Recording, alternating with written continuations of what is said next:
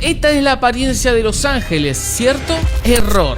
Porque la Biblia no nos habla de uno, sino de 9 tipos distintos de ángel. Algunos con rostros múltiples, otros con ruedas llenas de ojos y otros tan poderosos que pueden hacer caer a países e imperios. Pero por sobre todos ellos se levanta un tipo de ángel especial, uno al que solo ha visto una persona, la cual cayó tendida al suelo después de verlo. Pero antes de llegar allí, comencemos por el primer nivel.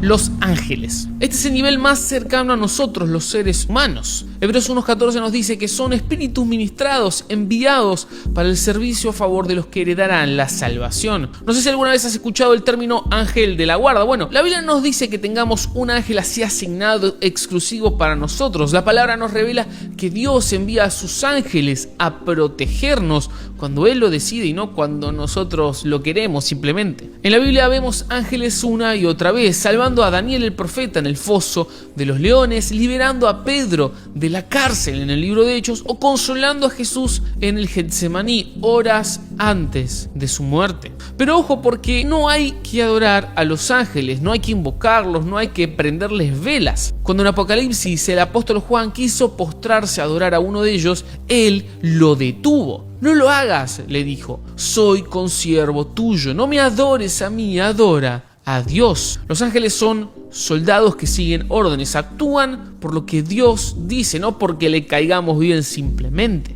Pero aún así es interesante reflexionar sobre el increíble poder que ellos tienen. Poder para proteger a la gente en situaciones imposibles, para romper cadenas, para transformar realidades. Pero aunque poderosos, lo que los ángeles pueden hacer no es nada comparado con el siguiente nivel: los arcángeles. La palabra arcángel significa ángel jefe, es decir, un líder, un comandante. Y aunque te suene a que hay muchos, la Biblia solo menciona a uno por nombre, el arcángel Miguel. Judas 1:9 lo llama directamente así, el arcángel Miguel. Aquí hay una confusión porque en la Biblia también nos aparece Gabriel, quien le anuncia a la Virgen María que concebirá un hijo. Y aunque la Biblia nunca lo llama arcángel, literalmente nunca le da ese título de jefe por sobre los ángeles, la tradición lo ha ubicado en ese lugar. En el canon católico bíblico, más precisamente en el libro de Tobías, aparece Rafael, otro de los supuestos arcángeles. Ahora, ¿qué es lo que los hace especiales además de su posición de autoridad? Bueno, su fuerza.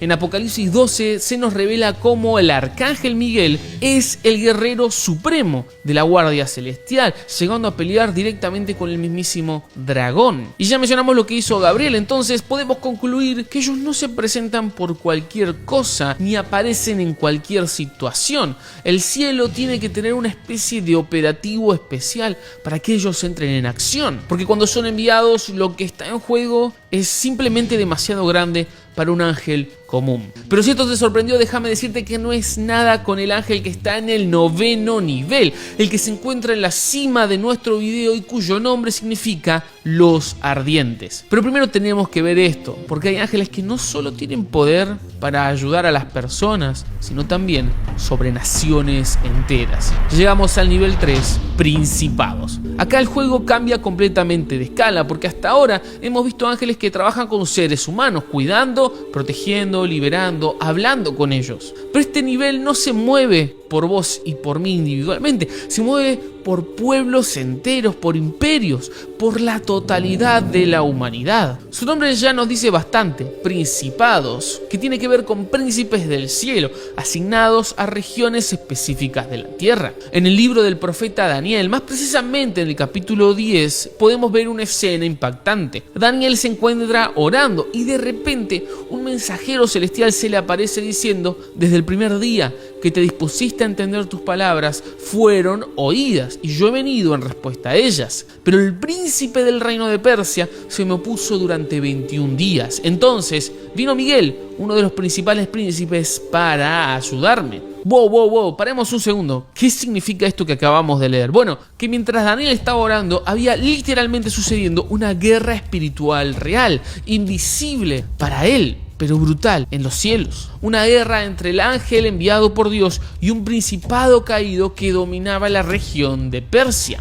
Y se nos relata que este conflicto fue tan intenso que tuvo que intervenir Miguel, el general celestial, Esto nos revela algo verdaderamente impactante. Hay ángeles asignados a las naciones y no todos son buenos. Algunos fueron puestos por Dios para inspirar, proteger y guiar, pero otros, tal vez antiguos ángeles fieles, cayeron y ahora oprimen regiones enteras, desparramando tinieblas, corrupción y violencia. ¿Cómo es que operan? Bueno, no bajan con pancartas en manifestaciones ni tampoco se meten en elecciones. O sí, el punto es que no manipulan como si fuésemos robots, sino que influyen, a lo mejor inspirando o tentando a líderes, protegiendo o destruyendo culturas, canalizando reformas, despertares o directamente trayendo confusión total. Acá surge una pregunta que es inevitable. ¿Cada país tiene un principado? ¿Tiene un ángel asignado? Bueno, es muy posible. Lo cierto es que no hay ningún verso que diga Argentina tiene su principado o Rusia tiene otro, pero el patrón es claro. Las naciones tienen estructuras espirituales sobre ellas. Podríamos pensar en esto. ¿Por qué ciertas ideologías destructivas nacen en un país y luego de ahí se expanden? ¿Por qué algunas regiones parecen resistir al evangelio durante siglos y siglos, mientras que otros explotan en un avivamiento sin ningún tipo de explicación lógica? Quizás, solo quizás, no dependa todo 100% de nuestros esfuerzos humanos ni de nuestras estrategias. Quizás, solo quizás, haya principados obrando detrás. Unos que inspiraron sabiduría en momentos clave de la historia y otros que sembraron muerte y confusión. Puede que por eso Pablo nos haya dicho en Efesios que no tenemos lucha contra carne y sangre, sino contra principados y nuestro siguiente nivel, potestades. Ok, esto ya es otro nivel. Las potestades, también llamadas poderes, no están para mensajitos ni batallas personales. Ellos se ocupan de algo muchísimo mayor, el orden espiritual y material del universo entero. Colosenses 1:16 nos habla de que hay tronos, dominios, principados y potestades, todos ellos creados por Cristo. Las potestades fieles se encargan de evitar que el caos espiritual invada el mundo físico. Buscan sostener el equilibrio de la creación y ejecutar justicia desde lo invisible cuando sea posible. Se los suele representar como guerreros con armaduras brillantes, pero con mirada serena. Son guardianes entre el cielo y la tierra. Y acá me voy a detener un segundo porque hay un problema. Y ese problema tiene que ver con cómo nos hemos imaginado a los ángeles. ¿Cómo es su apariencia en realidad? La historia los ha retratado como seres rubios, altos y musculosos, con túnicas blancas. Pero en la Biblia, cuando ellos se aparecen, lo primero que le dicen a la gente es: no temas. Ahora, si yo viese a alguien como como Brad Pitt, no me asustaría. Pero la Biblia nos muestra otra cosa. En Lucas 1:12 se nos relata cómo Zacarías, al ver un ángel, se turbó y el temor se apoderó de él. Algo muy parecido sucede al siguiente capítulo, donde los pastores en Belén tuvieron gran temor. En Mateo capítulo 28, un ángel aparece en la tumba de Jesús y los guardias temblaron y quedaron como muertos. Este es el patrón. Cada vez que aparece uno en la escritura, el ser humano se desarma, tiembla como una hoja de papel, porque lo que están viendo no encaja en su mente. Pero ¿de dónde sacamos que eran rubios y bonitos? ¿De la Biblia? No, eso vino después. Es el arte europeo, sobre todo el del Renacimiento, el que nos trae la imagen actual de los ángeles, porque los artistas allí comenzaron a pintarlos con los típicos rasgos occidentales: piel clara, cabello dorado, ojos azules, alas suaves y túnicas largas. ¿Por qué? Bueno, porque ellos querían reflejar la belleza ideal de su tiempo. Además, muchos de estos cuadros se hacían por encargo de nobles y papas, que querían que los ángeles se parecieran a ellos. Con el tiempo, el cristianismo popular heredó esa estética como si fuera doctrina, y así, sin darnos cuenta, cambiamos criaturas de fuego, ojos y truenos por tipos bien parecidos y guapos con alas blancas. ¿No me crees? Bueno, si nos vamos al nivel más alto de los ángeles, veremos que ellos tienen 6 alas, cubren el rostro y los pies. Tal es así que el profeta que los vio cayó diciendo: ¡ay de mí! Estoy perdido. Pero tranquilo que ya vamos a llegar ahí. Primero necesitamos subir un escalón más para poder ver a las virtudes. Las virtudes no guerrean ni gobiernan, pero brillan, inspiran e intervienen. En la tradición se creen que estas virtudes son los que canalizan la fuerza de los milagros, los que inspiran a las personas a actuar siguiendo la voluntad de Dios y quienes dan ánimo en momentos que pareciera imposible tenerlos. Cuando Jesús sanaba, algunos pensaban que estas virtudes estaban ahí, animándolo y fortaleciéndolo. Cuando una persona se convierte, cuando alguien se sana sin explicación médica, o cuando un corazón recibe fuerzas para perdonar o resistir, tal vez hay una virtud trabajando en segundo plano. Se las representa resplandecientes, con manos extendidas, derramando luz, y no buscan gloria, solo transmitir la energía viva del cielo al mundo. Pero si estos ángeles llevan lo sobrenatural a la tierra, ¿quién le da las órdenes? ¿Quién reparte las tareas en el cielo? Tendremos que subir al nivel que casi nadie menciona, pero que es clave para que todo tenga sentido. Los dominios, también llamados dominaciones, no aparecen haciendo milagros, ni dando mensajes, ni luchando contra ángeles caídos. Sin embargo, sin ellos todo el orden celestial se desmoronaría. Están ahí, mencionados y vistados como entidades reales puestas por Dios mismo. Y aunque la Biblia no describe en detalle cómo lucen, la tradición cristiana los ve como ángeles de gobierno, de organización y de perfecta administración. No bajan a dar discursos, no son visibles para nosotros, no se presentan con truenos ni espadas. Por el contrario, reciben órdenes directas del trono y las reparten entre las estructuras inferiores, asegurándose de que cada misión, cada milagro, cada juicio llegue a donde tiene que llegar cuando debe hacerlo. ¿Cómo podemos imaginarlo? Bueno, si los ángeles son simples soldados y los arcángeles son capitanes, los dominios serían ministros de Estado, o mejor dicho, los engranajes de alto nivel de la administración divina. Se los suele representar con coronas, cetros o bastones de mando, y a veces orbes con cruces, símbolos de que su dominio no es propio, sino de Cristo. Pero si ellos son los que hacen que todo se ejecute con precisión, ¿quién carga con la presencia misma de Dios cuando Él se mueve? Lo que viene ahora no es organización, es gloria pura en movimiento.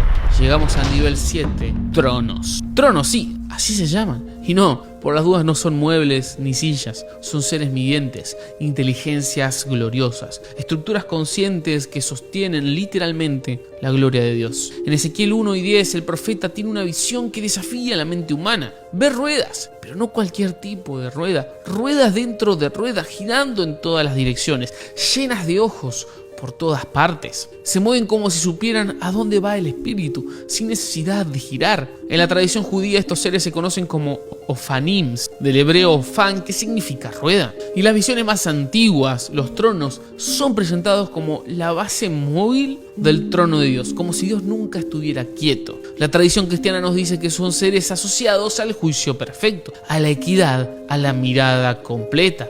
Por eso es que tienen tantos ojos, porque nada se les escapa, nada se esconde de ellos, y cuando Dios juzga, ellos están ahí, sosteniéndolo, asegurando que cada palabra es verdad y cada sentencia justa. En resumen, los tronos no hablan, tampoco aparecen en visiones como figuras humanas, no ejecutan milagros, pero son el pedestal viviente del Rey de Reyes. Pero hay un nivel que guarda literalmente lo sagrado. Lo que viene va a volarte la cabeza, porque vamos a llegar al nivel querubín. Si buscas querubín en internet te van a aparecer bebés con alas minúsculas, carita redonda y el arco de Cupido. Pero en la Biblia los querubines son otra cosa. Son seres imponentes, sobrenaturales e inquietantes. No inspiran ternura, sino asombro y temor. Génesis 3:24 dice que tras la caída Dios colocó querubines al oriente del Edén, con una espada encendida que se revolvía para guardar el camino al árbol de la vida. Quiero que notes esto: el primer rol de los querubines no fue cantar ni sanar, sino custodiar, proteger lo sagrado, cerrar el paso a lo profano. Y ese patrón se repite. En Éxodo 25 Dios ordena que 2 querubines de oro cubran el arca de la alianza con sus alas extendidas cara a cara. ¿Dónde se manifestaba la gloria de Dios? Entre esos querubines. Seres con 4 caras: humano, león, toro y águila. Cada uno tiene 4 alas, 2 cubren su cuerpo, 2 se tocan entre sí. Tienen ojos por todas partes, pies como de becerro y brillan como bronce pulido. Ezequiel no nos dice que eran lindos, sino que se desplazan como un trueno y fuego entre ruedas vivientes. Y al final del capítulo 10 aclara: yo supe que eran los querubines. Los querubines son un símbolo de sabiduría divina y también de visión total. Una vez más, por eso los ojos, porque nada se les escapa y todo lo ven a través de Dios. Son guardianes de la gloria, pero también canales de revelación. Los teólogos dicen que los ángeles de rangos inferiores consultan a los querubines cuando necesitan comprender los misterios de la voluntad divina. No porque ellos lo sepan todo, sino porque contemplan más profundamente que nadie la presencia de Dios. Bueno, no realmente, porque hay un tipo de ángel que está aún más cerca de la presencia del Todopoderoso: los serafines. Y ahora sí, amigos, llegamos a la cima, al pináculo de los ángeles. Aquí es donde mora el fuego eterno, porque los serafines no bajan a la tierra, tampoco combaten demonios, no tienen regiones asignadas, no entregan mensajes, sino que simplemente están en la presencia de Dios, en su mismísimo trono, ardiendo noche y día sin consumirse. En Isaías 6 el profeta dice: yo vi al Señor alto y sublime, sentado sobre un trono, y el borde de su manto llenaba el templo. Por encima de él había serafines, y estos serafines gritan, no murmuran, no susurran, gritan uno al otro: santo, santo, santo es el Señor de los ejércitos. Toda la tierra está llena de su gloria.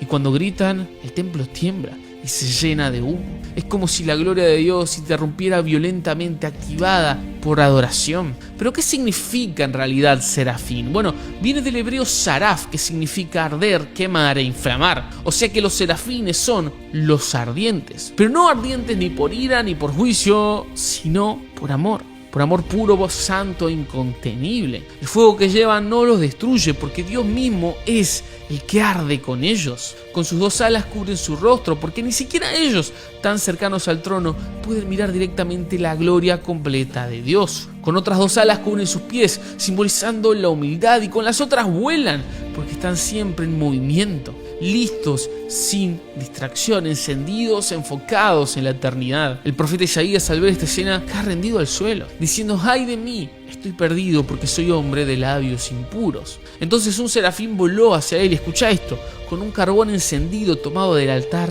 le tocó la boca. No para herirlo, no para castigarlo, sino para purificarlo. Esto ha tocado tus labios, tu culpa ha sido quitada. Amigos, eso es un serafín. No destruye, no juzga, transforma, santifica y purifica con fuego. Son literalmente llamas vivas. Y lo único que gritan por la eternidad es: santo, santo, porque no se cansan de mirarlo, no se cansan de contemplar al Creador. Pero ¿sabías que hay una teoría muy interesante que dice que Lucifer era un querubín? Era uno de los ángeles de más alto rango en todo el mundo espiritual, hasta que se halló en él maldad. Si querés conocer su historia en detalle, mirá este video inmediatamente y conoce cómo era el mundo antes de Génesis, antes de la caída de Lucifer.